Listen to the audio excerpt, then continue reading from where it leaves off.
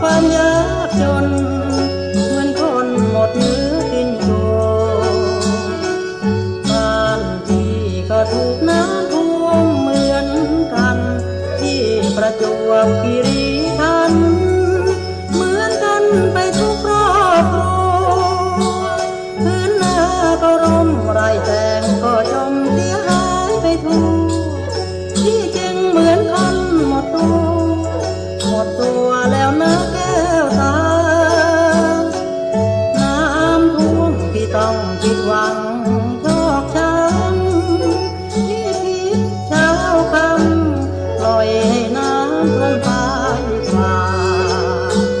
น้องอยู่บ้านนอนช่างไม่ทนถึงพี่สักคราไม่มาช่วยพี่ซับน้ำตาไม่มามองพี่บ้าง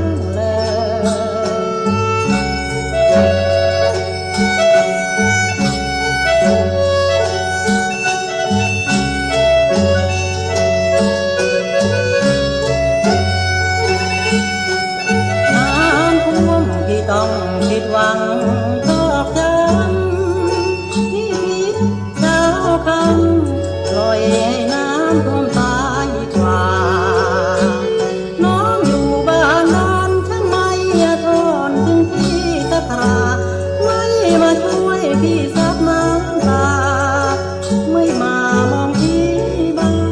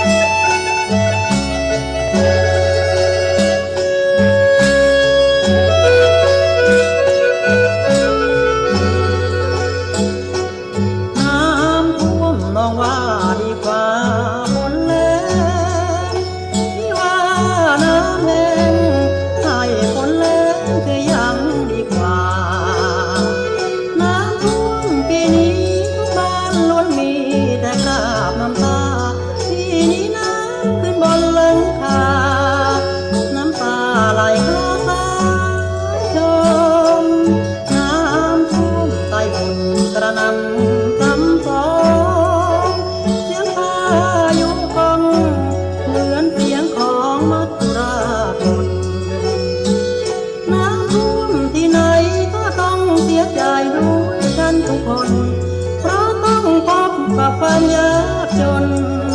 เหมือนคนหมดเนื้อกินตัวบ้านที่ก็ถูกน้ำท่วมเหมือนกันที่ประจวบคีรีขันธ์